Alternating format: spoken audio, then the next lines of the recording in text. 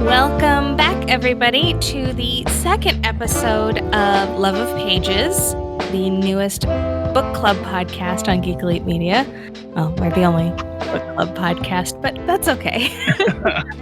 We have high competition from all of the other book podcasts on here. The number one book podcast on Geek Elite Media. So, we are back to finish up The Time Machine by H.G. Wells. I've got Jessica with me. Hey. And Steven. That's me. So this week we did chapter 9 to the end, a whole 50 pages. 40. Yeah, I was going to say a whole 7 chapters. A whole 7 chapters was a total of 48 pages. I've had single chapters that are longer than that in some books, but want to get started with our very first book club cocktail. I've already drank like half of it. We may have had technical difficulties that required alcohol consumption / cocktail consumption. Oh. I just want to point out they did start drinking the alcohol before the technical difficulties technically happened. So was it the fault of the alcohol? I don't know. We'll never know. Is assisting us in solving the problems. Not Mm-hmm. So, Jessica, what is our lovely cocktail mocktail? It's an Elio Sunrise. So I was thinking that Elio, they did this, they basically lived off of what the scientist describes as fruit. So it's a berry-based cocktail, because to me, berries always appear like they could possibly be futuristic. So it's a berry simple syrup with some gin, lemonade, a little bit of club soda to add some sparkle inside. And but yeah, I'll be there should be a video up that actually shows you how to make it yourself. And it is quite refreshingly delicious. Definitely think I'm going to include it in my summer beverage consumption, because normally my problem with things that have because you include a triple berry simple syrup that you made for us. Mm-hmm. And normally my problem is those get sicky sweet when it comes to mixed mocktails. Yeah. Surprisingly not that sweet. Yeah. Which is really nice. I think the gin, the alcohol I chose, it fit that quite a bit. When I made it for my mom, I put vodka in it because she didn't like the gin flavor too much. And that one came out significantly sweeter. And I also did have to, once I thought up the recipe, once I made it the first time, I had to adjust the amount of simple syrup that went in it, because it was a bit much that first time I mixed it. So it was definitely a little bit of trial and error, because I typically don't love super duper sweet cocktails either. But I think, and I added in mint to it too, because that's one of my, if it's summer, I add kind of mint to every single beverage that I make, because it's just one of those easy ways to make something just feel 10 times fresher than it actually is. So I support it. So now that we have cocktail mocktails in hand, we are a full-blown book club. Woo! Mostly just into a gabbing session, but that's fine. We're going to try in the podcast to actually focus on the part of the book club. So stay with us, everybody. No, wait, I'm totally distracted right now by Steven's cup. What is on your cup? It's Captain America. Oh, I thought. It's Chris Evans. Dude, I used to buy those cups every single birthday party that we threw at my house. Whoever's birthday it was got one of those cups and they drank it. I used to have so many of those cups. The roommates that I have here, when I first moved here, I didn't bring any of my silverware, nothing with me, absolutely nothing. So I got here, and this makes up almost the entirety of the cups in the entire house, and there are a lot of them. They're great solid cups. They last forever. Yeah, no, the graphics will be gone, but the cup will remain.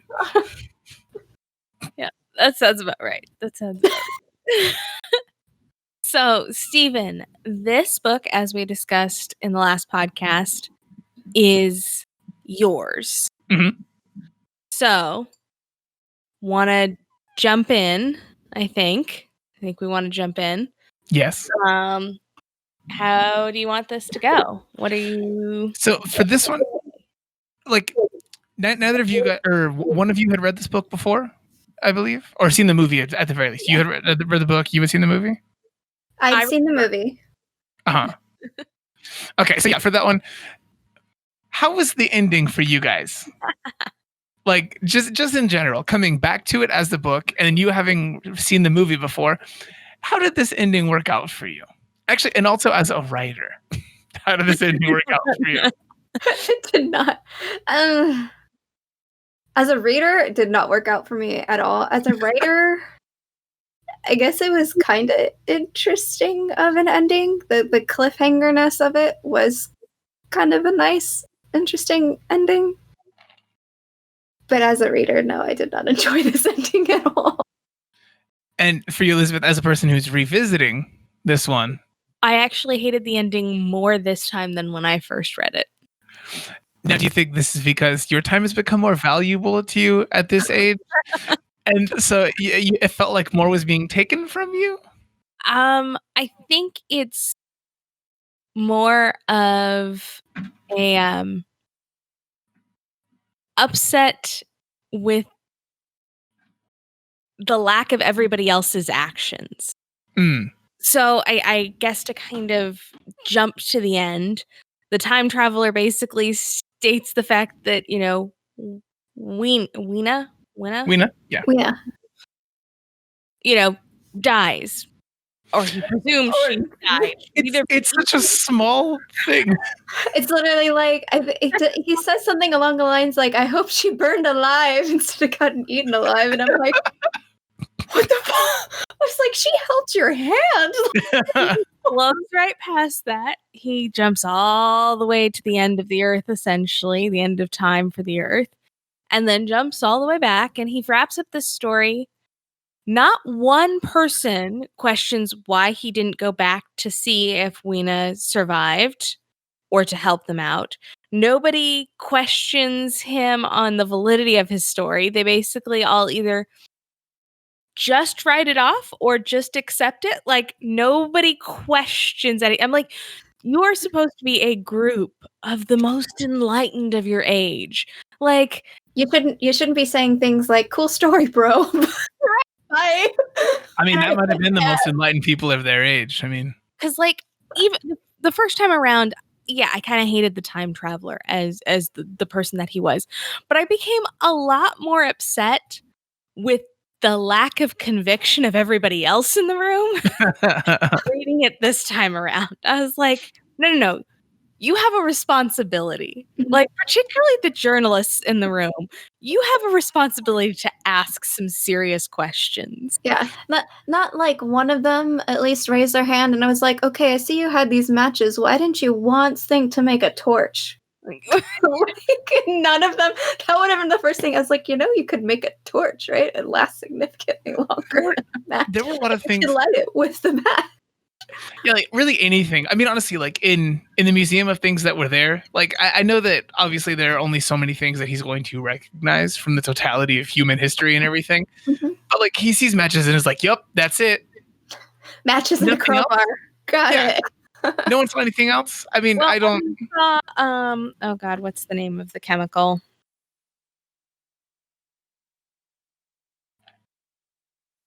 Yeah, I have to. I don't have the book handy. I'm sorry. No, that's okay. My biggest problem is I refuse to write in books. So really, I should be taking notes while I read this, but I read this on my lunch break at work. So I don't take notes, but I refuse to write or highlight in books. I find it just a complete desecration. And I'm very clear that that's just a me thing. So no, that's a me thing also. I could never do it. Yeah, I don't like doing it in fiction books. But for this one, one of the things that we had talked about is kind of at every single turn, there's something where it's, why didn't he this? For both the character of the time traveler and the writer. Yeah. And I still, to this day, going through the story, I don't fully understand the idea of the Sphinx at all. I don't think any of us do. And my guess is it he's describing a sphinx because it's foreign to Londoners at the time. I mean, that's fair. It's Yeah. supposed to represent some far-flung iconography. Because if we try to look at anything else, like if it's supposed to be just like a giant piece of statuary kind of thing that has tech stuff happening inside of it, at this point in time, there are a lot of things that could serve this purpose. Like if he just so happened to end up in like Japan somewhere, would they have pulled his time machine into the foot of a Gundam? Like, yeah, it's camphor. Okay, for the oil. For the oil. Yeah. But even still, that's like, why no torch? Like you saw all that paper, and while we just discussed desecration of books, he did make the explicit statement that all of the words had fallen off the pages at this point in history. Yeah. So accepting that they're blank pieces of paper. Also for the Museum of like Human History and everything, honestly, this is one of the ones where I think the movie did a more interesting thing with this than the book did. Okay, like so far and away. What happened in the movie version of this museum? Like, so what do you see? Jess, you want to take this one? It's been a while. I only vaguely remember the movie, so you're going to need to take it. In this one, it's the museum is actually more of a thing that he interacts with at a couple different points in history. So they have the actor, I forget his name right now. I think he was the guy that was also in Hitchhiker's Guide to the Galaxy. Am I wrong? I don't remember. But there's a person who plays an AI that lives in this like pane of glass kind of thing. That he interacts with, and that's really interesting because then the person sees him later. He sees him at this time when they show humanity and like the moon is being like torn asunder, and it's this big cataclysmic event that he like checks in at basically in the future, and then he meets that library at this other time where the library is still in normal working order, and then later on it's like all like a bunch of the panes of glass that the AI thing would normally go to and exist in are broken and otherwise defective, and he still recognizes the guy from when he came through before, and that's an interesting one. Yeah. So I think that's going to play into, because I think our footnotes today is going to be like, how would this be updated? And it sounds like the movie did just that. Because like when H.G. Wells was writing this, the concept of an AI librarian would not have been even in the realm of science fiction. Like you couldn't comprehend such a thing. So the museum is definitely the most interesting part to me in this, but I guess we should go first back to when he discovers, because chapter 9, it gets alluded to in chapter 8, but chapter 9 is where we first really meet the Morlocks. So who else was creeped out by his description of human spiders? Yeah, I don't like that one. See, I don't like that one. With the original thing, I was picturing like super albino, kind of sort of tallish, lanky lemurs. That's what I was picturing, with like red eyes and sharp teeth. And then he said spiders, and I was like, I don't know what to picture now. Like, do they have more limbs? Like, I know. I was like, what? No. They have more locks. I don't. He like also first said, he said so many things. He was like the worms that live in caves, and I was like, what? Just for them being albino. Kentucky. The what? Huh? The fish that live in caves in Kentucky. He says that. Yeah, it's like the universal experience of cave fish things in Kentucky. Thank you. Wells must have went on vacation to Kentucky and then to Egypt and then came back and wrote this. Like, H.G. Wells is writing this in the early 20th century, right? Mm-hmm. But this takes place in the mid 19th century. Am I wrong? That's what I've always read in the book. Yeah, so if I remember correctly. A Londoner would actually know about, even a worldly Londoner would know about cave fish in Kentucky. Like, there wouldn't be Kentucky wouldn't have been a state. He's still under publishing dates. At a certain point, you start thinking what's important for getting something across to the reader versus just getting this fucking book done. All right. So something was said. Yeah. No. This was written as a periodical, so yeah, maybe that changes things too. But maybe there was some article about some guy who went to Kentucky and saw worms in a cave, and H.G. Wells went on my next episode. Honestly, that's not a bad way to look at that one. In all seriousness, though, because there are certain things that just get passed around in science fiction. In writing, in movies, books, anything, that just become a trend for like a solid decade. The one we're living through right now is that every single sci-fi thing ever has tardigrades in it.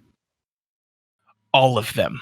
Has tardigrades, water bears. They're extremophiles, so they can live anywhere in space, anything like that. They can make it through. They can be in the most extreme of environments. They're actually one of the things that are theorized to have seeded life in different places, things like that.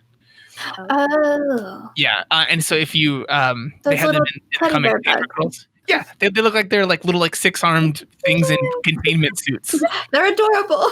Yeah, I know what you're talking about now. Yeah, tardigrades are in everything. So yeah, like they're like that kind of thing in the 90s and the 2000s. We had everything was some kind of temporal displacement for everything. So this might have just been a thing that was popular in journals at the time. Okay. Possibly like the discovery of albino creatures, the discovery of creatures that see no sunlight, possibly. Mm-hmm. Well, I guess we would have, because early 20th century, World War I, you're just getting the creation of the concept of submarines and scuba gear. Mm-hmm. It's very primitive form, so that would make sense. Speaking, there's a crazy fish I saw the other day. That thing's nuts. But that's neither here nor there. You have a fish. Tangents are perfectly welcome. So, like, with this one though, was there anything that was the biggest surprise for you in getting to the ending for this, Elizabeth? I honestly think that when I initially read it, I glossed over the fact that he never went back for Weena. Mm-hmm. Yeah. Despite having stated in chapter 8 about this all taking place the night before she was rescued. Like he keeps saying that he rescued her, but he doesn't actually rescue her. Well, he rescued her from from life itself. What was it? Was it not the rescue of her in the water? No. So, like in chapter 8, he talked about how he slept with her even up until the night before she was taken and rescued. I do not remember that. Yeah, I don't know. I ran across it last time, and I was like, rescues her? Yeah. That's not what I remember. And then I read it, and I was like, yeah, no, he doesn't rescue her. Like, there's no rescue. There's just a fire. Like, this is baloney. Like, and she doesn't disappear either. Like, onto fire. She becomes fire. What if two things occurred? Either she burned alive, or the Murlocs ate her. Like those are the options. in some of the things that you'll see for wrap-ups of the book, like Spark Notes and things like that, one of the ways that they refer to what happens to Weena is that he loses her. And I don't know if that's an apt term for the situation that we actually have here. Technically true. Dragged her along into danger, and she clearly was not comfortable with it, and he was like, I had my crowbar in one hand and my Weena in the other. And also, like, undercurrent of sexual tension with somebody who he also perceives as childlike is still very disturbing. I know. Yeah. I was like, okay, cool. But then it just became a little sexualized, and I was just like, oh. And then when I was just because once it got to Weena, just like possibly burning alive, I thought I might have like read it wrong or something. So I like searched on the internet to what happened to Weena. And I found out there's like a 1960s version movie, apparently, of this. And Weena is played by a very gorgeous blonde actress. And is very sexualized. And I was like, okay. I mean, that also makes sense for the time period for science fiction films, too. Yeah. No, I don't. One of the things that I got from reading this again is that I do indeed love classic science fiction writing, but also I hate classic science fiction writing. Like I went to a store today here in the Phoenix area called Bookman's, which is a fantastic store, and they have a bunch of classic science fiction pulp periodicals. Okay. From a couple different publishers, one of them being Analog, which has a bunch of Arthur C. Clarke writing, which is choice finger chef's kiss. And I was like, I want to buy all of these, and I was holding a couple of them, and I was like, no, I'm not going to read these right now. I am full of having done this recently. Except there's always room on the shelf. You just buy them and you stash them. And then do you know how big my to be read pile is right now? Yeah, there's literally a table. There's a table. This table right here, that's over there. This one, those are the books and comic books that I haven't read yet. They sit by my door so that I have to look at them and remember my shame every morning when I go past them. Yeah. The thing. Like with crafting, you have two separate hobbies: buying books and reading books. They're two separate hobbies. I don't subscribe to the craft mom idea of whoever dies with the most yarn wins. I'm not that person. I mean, that's fair. Whoever does die with the most books wins. So, well, plus I've got this there's always this problem when you stand in the bookstore and it's like all these books calling to you to be read. And then you think about all of the books at home in the to be read pile. And then you think about all of the books on the bookshelf that are just like, you're just going to reread me anyway. Like, you can That's keep the real buying one. all these books, but you're just going to reread me. It's fine. Yeah, this whole COVID-19 thing, staying home a little bit more. Yeah, you know what? I was like, oh, good, time to read. No, what I did, I reread so many of these. Did not. I think I read one new book, maybe two, and then this. Goodbye. I ordered more books too. Still get to read them. I'm telling you, there is nothing. You could think of them as two separate hobbies. One is collecting the books. The other is reading the books, and they should be considered two separate hobbies. And you can have both. I'm okay. Like I want to be at least proficient at one of them, and then I'll start examining the other. No. You just got to do it all. I mean, what's the complete saying? Jack of all trades, master of none, but it's better than being master of one. I'll take that one. Except, I mean, if you're a master of one, at least you can get paid to do that one task. If I'm only like moderately okay at 6 things, like I start a task at that one thing, someone offers me money, I fail at it, then I have to give a portion of the money back. I mean, except if you're moderately good at 6 things, you're then employable by corporate America. It's fair. You don't get bored. I don't know, like, what were some of the other things that you guys like found interesting for this one? So one of the things that always strikes me is the fact that the museum is made of porcelain. And that doesn't last long at all. So what happened to our steel buildings? Like, because we still build stuff out of steel a century later. Like, steel is still king. I mean, steel would still slowly be taken over by the earth. But, like, most definitely porcelain would. Like, if porcelain's not going to be, neither is steel. Like, I'm sorry, my porcelain kind of breaks far more easily than my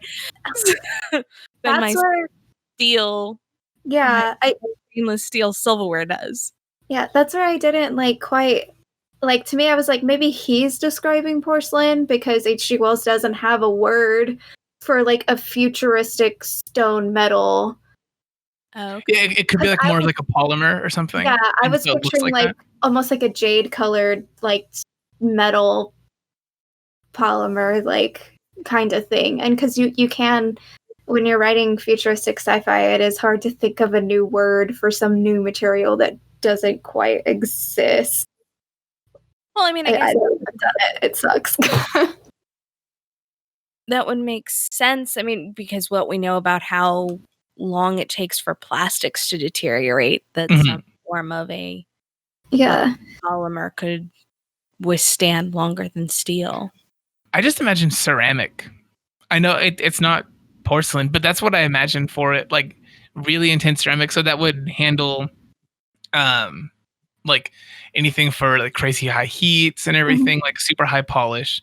But I also have this weird idea of ceramic in my mind left over from Nausicaa of the Valley of the Wind, where all of the knives and blades are made out of ceramic. And ever since I was a little kid, I've just totally conflated the idea of ceramic with other materials. That's fair. Yeah, that's fair. But yeah, that's always been the part that struck me. I'm like, who would build a museum out of porcelain? Like, that's not sturdy. Yeah, that's where that's where I actually thought it was like intentionally wrongly described, I suppose, is what I went with.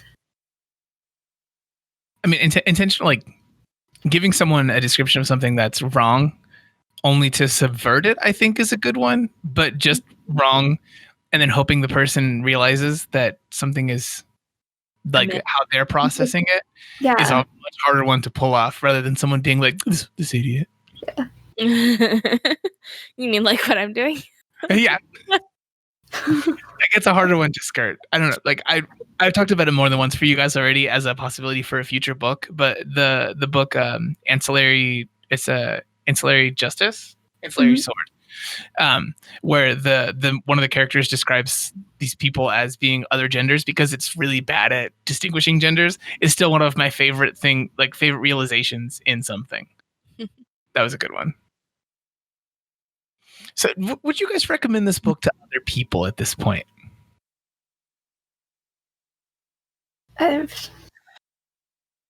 One person, and that's because she likes classics. My friend Lexi, she's read like Frankenstein and Dorian Gray, and so she's read other classic sci-fi. So she's a better person than me for being able to make it through the Portrait of Dorian Gray. Yeah, we know how I feel about Dorian Gray, but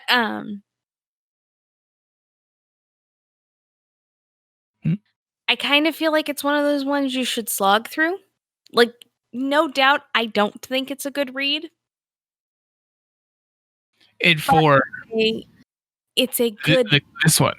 This one. Okay. But it's a good thought exercise. Okay. It's a good example of prose. Yeah. That's the thing I take this one for. I still stand by the idea that this is one of, if I had written this, I would have been so proud of having skirted so many of the necessary conventions of writing a story with this. Yeah. And just the way they chose to describe it. Like, imagine being the first person who wrote a book in the way that books like The Martian and things like that are written, where it's purely just dialogue and like action being described by dialogue. I would have felt like the smartest, most inventive writer in the entire world. And I feel like that's how H.G. Wells felt with this one. It's okay to have been proud of yourself. Yeah. Yes, you should. You should be proud of the things that you do. But yeah. No, it's definitely a rough one. What about you, Steven? Would you recommend it? Not to most people. I think if there was someone who reads a lot of books just in general, it's possible. But it would probably be to a person who does write. Okay. Like as an exercise. Mm-hmm. So thinking of exercises, I had a thought for today's footnote. What do you think would change in the story if H.G. Wells was writing it today?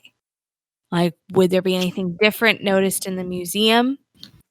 would the observations of Weena and the Morlocks change at all? One of the things that I thought of is I think the initial assumption of utopia would have changed, would not be the initial assumption. I Because think of the prevalence of communism at the time. so. I think because at the time that this is written, you've got the rise of communism, Marxism, the thought process of social utopia. Well, and H.G. Wells himself was a socialist, so Exactly. yeah.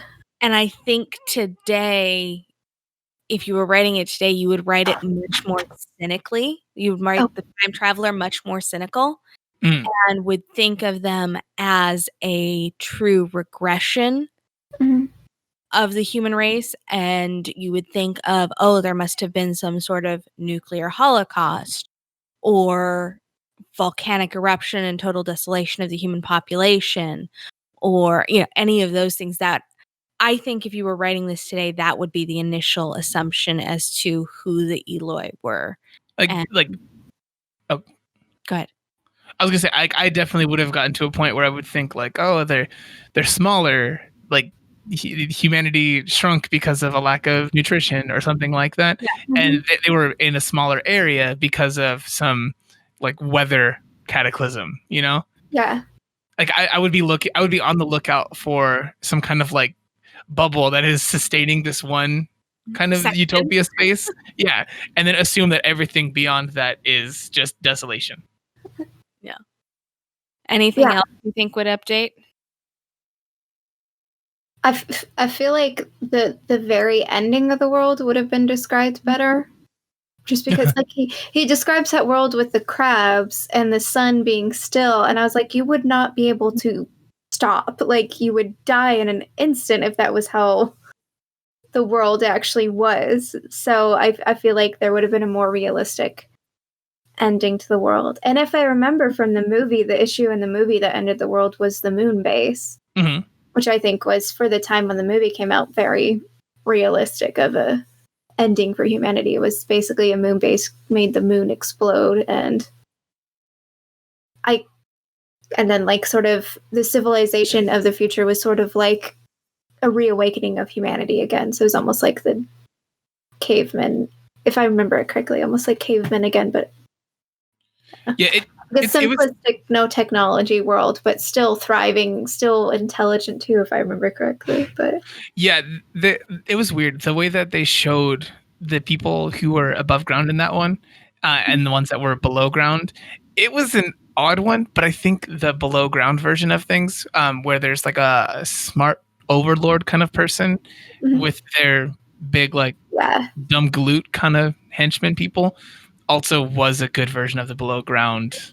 Because to me it doesn't make the regression of it, like especially thinking of evolution, it doesn't make sense, because one of the things that puts us over other animals and creatures is our cortex, like just how complex our brain is.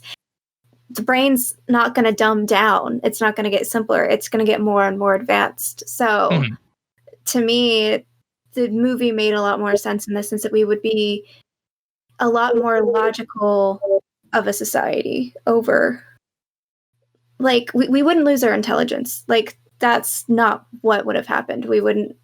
Except for unless you think of, because one of the things that gave us our central cortex is fire and the ability to cook our food, so that the amount of energy needed to process food and digest food could be significantly reduced, so more energy was available for the development of a brain. Yeah. So if it stays true that fire, for whatever reason, is lost, then we don't have enough. I do think that if this story were written now, just by pure convention of writing at this point, everything would have been over-explained. They would have had names for everything. Like, they would have gone super in-depth with the societal origin of these of the Morlocks and everything.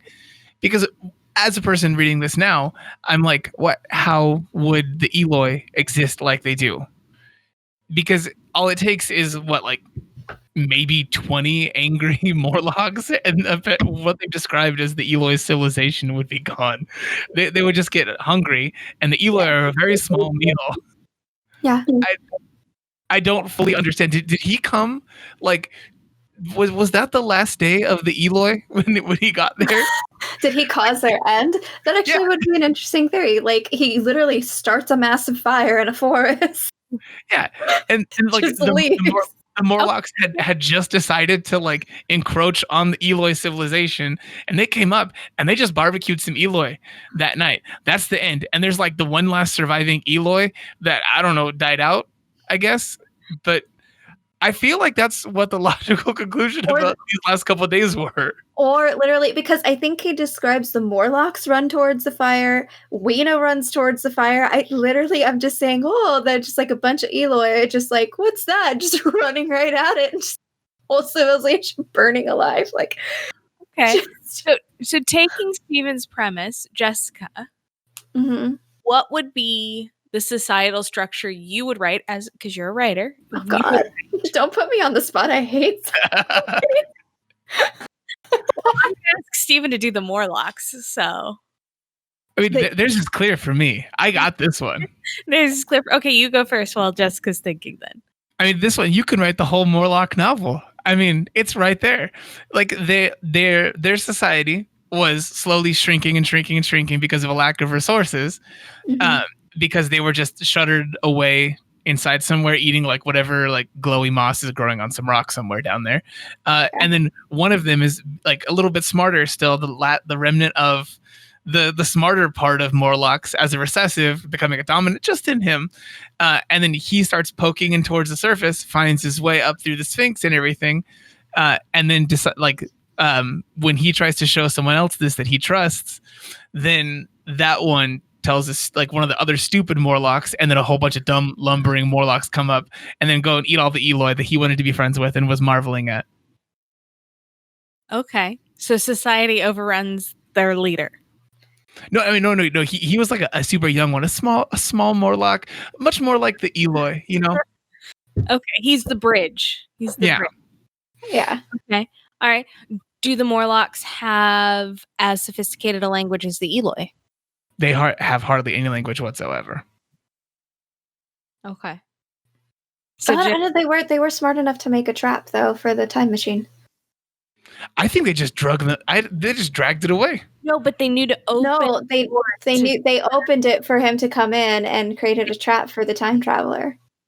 So I feel like, and I think he says it. I think at the halfway point, he says something that one of his first theories was that the Eloi were basically cattle to the Morlocks. Yeah, which I mean is still a possibility. Yeah, they probably don't slaughter them all at once because they want to preserve their food source. Yeah, I really feel like that probably is the likely. It's their food source. They like let them to survive to the point that they can survive too. I think their demise was from the time traveler visiting them.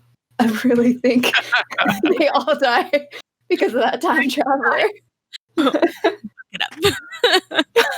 So Jessica, okay, so the Eloi are clearly initially the high class of society because they're the ones with the ability to live on the surface.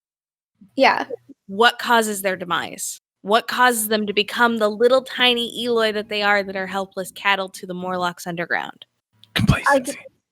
Complacency, like ignorance. That's exactly what the time traveler felt was the complacency. Yeah, this is actually, and now this is where like I looked a little bit about H.G. Wells because he was a writer I didn't know a lot about, and that's where I noticed, oh, he's a socialist. Everything makes sense now.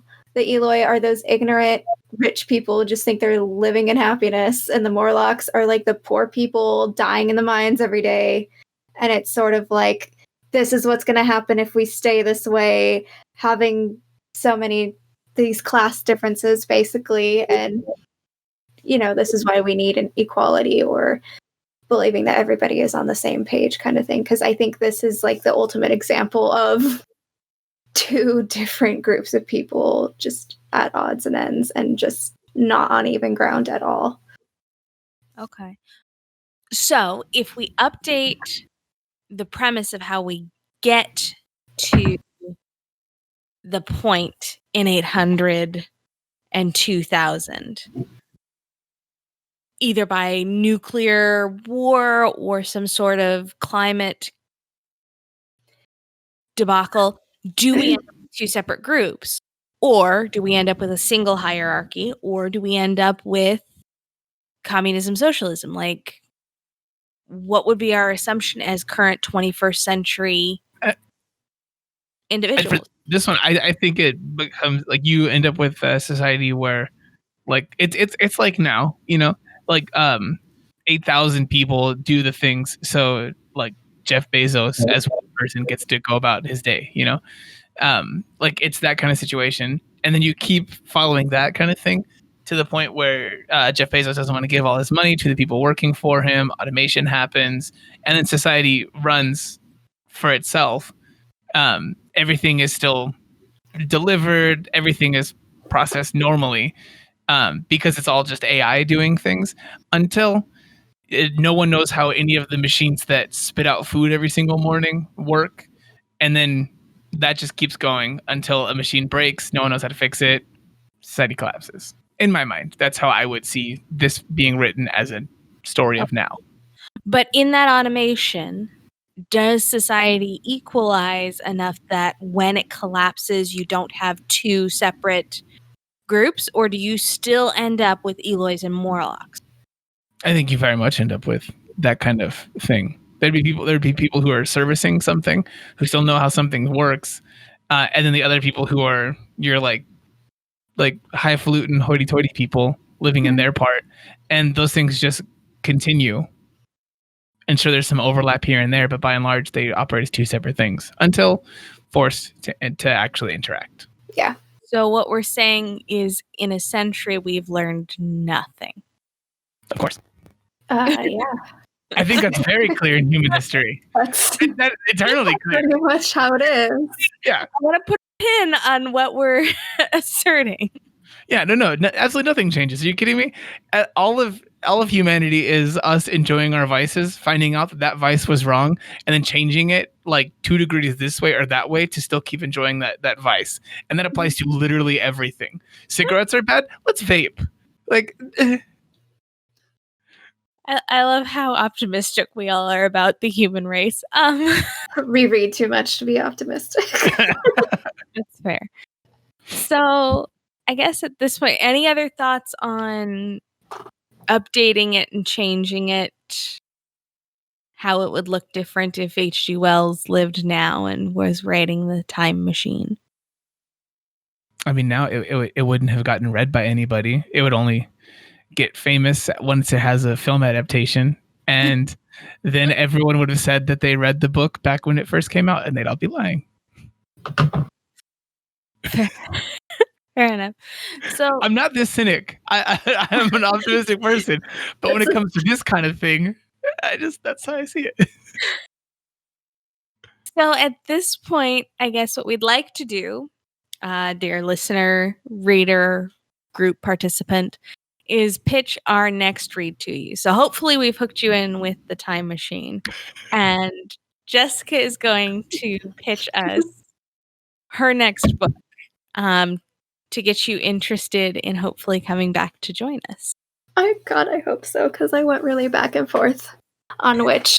So I read a good amount of young adult, so I figured my first book should be young adult. And one of my favorites that I've read in the last few years is one that I've wanted to make other people read.